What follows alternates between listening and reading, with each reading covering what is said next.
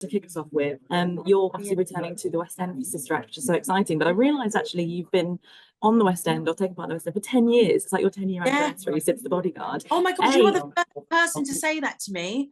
I only said, oh my God, you're making me want to cry, because I only said that yesterday to, I was with Neil, the MD for Sister Act, and we were going through the songs. And I was like, oh my God, it's been 10 years. We're in 2024, and it only hit me yesterday. So thank you for acknowledging that. That's really kind.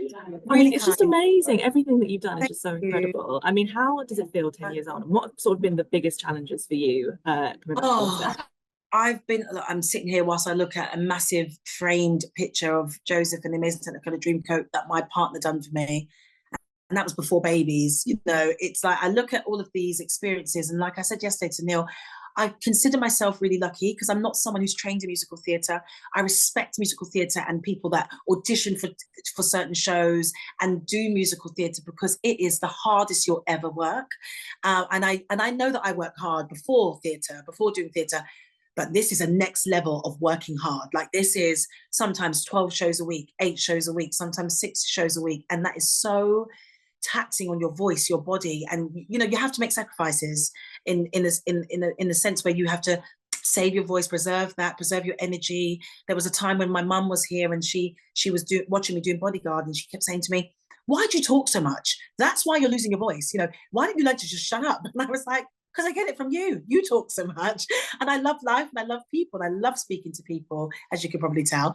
But yeah, it's come with its ups and downs.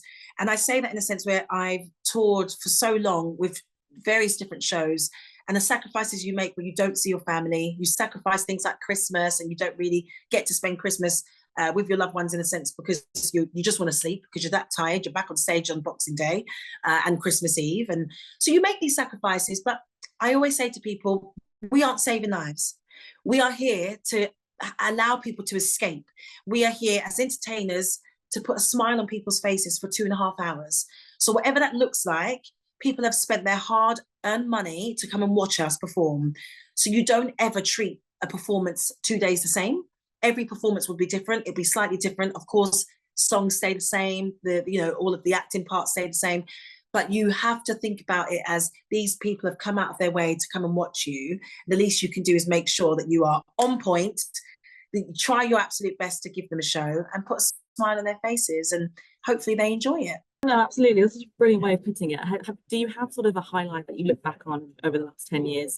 That sort of, the one kind of memory that kind of brings it all back to you, and, I think it would have to be the one memory where, so just to give you some context to why I'm saying this, I got offered Bodyguard when I was 23 and I turned it down because I didn't think I was good enough to do it, and I didn't think I could do Whitney justice. And then I got asked to do it again at 26. And I never will forget, I was living in New York, and my mum was sitting with me on the bed, and she'd come to visit me, and she said to me, and I had the call, and I was like, oh my God, Mum, I've been offered the last 3 months at the Adelphi Theatre to do Bodyguard. And she went, you better get your black backside on that plane or I'm doing it for you. I thought, oh my God, woman. And she really would have. And I thought to myself, my mum is approving of me singing Whitney, a woman that she done backing vocals for, a woman that my mum and I absolutely adored. We loved her. And the fact that my mum thought that I could do Whitney justice, and I hold my mum's opinion really high. The fact that she thought I could do it meant the world to me. So above everything else, even if I just done one show, the fact that my mum believed in me is the biggest highlight of my entire theatre career. And now just moving on very, very slightly, because obviously you're about to take on a brand new drama role in Curfew, which is amazing. Your first TV role, incredible. A, how are we feeling? And B, what kind of made you want to turn to drama? Do you know what? There was, I'll be honest, I'll start with how I'm feeling first. I'm over the moon that I've been given this opportunity in my very early acting career, in a sense where, I've only done the movie and then I've just wrapped this. I'm overwhelmed by it, if I'm honest with you, in a sense of people believing in me. Again, this is another thing that boils down to me being quite just the person that I need to have a bit more self-belief. My team always tell me that. So when I get people wanting me to do stuff, I go, Oh, okay. Wow, amazing. This is great. You actually see me in this light. This is beautiful. So I'm really grateful for the opportunity. And really it wasn't in my plan to turn to any TV drama. For me, I always look at what the universe brings to me. And it brought this to my attention. I don't know how it just all happened. It was just the beautiful day when I was in that audition. And Nathan, my manager, came with me, and my kids came with me, and it was so beautiful. And I just remember walking out of that audition going, I've really got a good feeling about this. And so to then get it, I remember finding out in Specsavers, and I was doing my eye test and got the call that I got the job, and I was bouncing up and down in that shop. They literally thought I was nuts, but it was just a great experience, and I really wish I could turn back time to just do it all again, to be honest. And you were on quite the cast as well. I know you've had some cast members just join in the last few days, including a lovely Bobby Brazier, who obviously competed in Strictly. Have you guys had the Strictly chat yet on set? We've had the Strictly chat. Bobby is wonderful. What a legend. I absolutely adore him. He's got such a heart, like a kind, gentle young man. And I just really believe that he's just going to go so far because he's so young. His modeling, his acting, everything. I just think he's just wonderful. And he's so humble as well. What a sweetheart. You got like a dream role next, or something you would like to do next? More TV, more drama, maybe a bit more kind of like reality? Like, what are you wanting? Well, I'd love to do more TV drama stuff. I think it would be an honor to do that. And if I was to ever do more movies, which I really want to, I would love to do something more action, and test those skills, because in my head I think to myself, well, I done SAS, and I won it. So I was one of 3 winners. So I'm thinking maybe I can do something in terms of action and, jump out of a helicopter or whatever that looks like, because I've done it already. But no, in all seriousness, I would love to do way more of the film and TV and stuff, and not forgetting obviously the music and stuff, because I'm still recording. So a bit of everything. I'm at that point now in my life where it was probably 20 years ago, when my mum said to me, you can't be good at everything, Alex, you've got to pick one. That's singing, and later dancing and acting will follow. Well, here we are 20 years later, and it's followed, and I'm just chasing that dream, and that little girl inside of me is like, give me more, give me more, give me more. I love that, absolutely. And actually, just quickly, just talking about your mum as well, I know you've got her annual spring ball coming up. Yes. Why is it so important to keep this going? I mean, for you and for other women as well.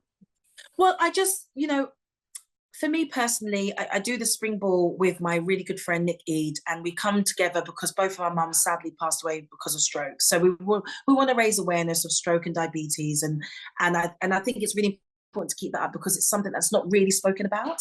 And also as well, my mum, in terms of her foundation, the Melissa Bell Foundation, we try to give underprivileged kids a chance to go to Sylvia Young and give them a summer scholarship, and in the hope that they can take that further. So my mum started it just in her garage with kids, helping them with performing arts and getting them going, and we want to keep that up as a family.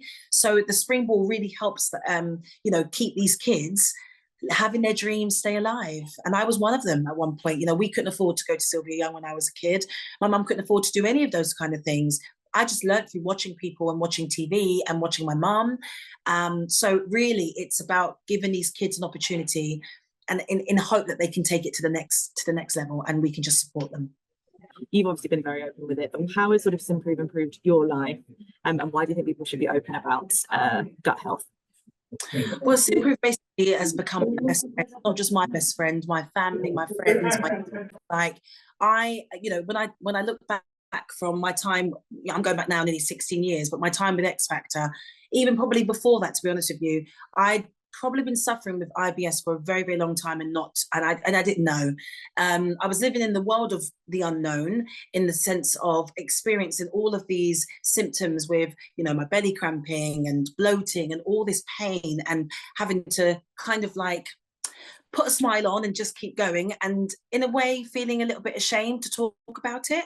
You get kind of embarrassed, and that was me. And I'm now at that point in my life where I'm not afraid to speak up about it, because it's something natural, and something that people need to talk about, because we want to feel good in life. We only have one life, so why not feel good? And it starts within. It starts with your gut health to feel great, full stop.